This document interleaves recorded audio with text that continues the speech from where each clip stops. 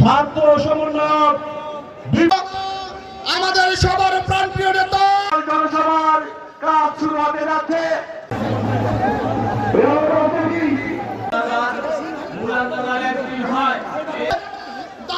ভারতে পৌঁছে গেছিলাম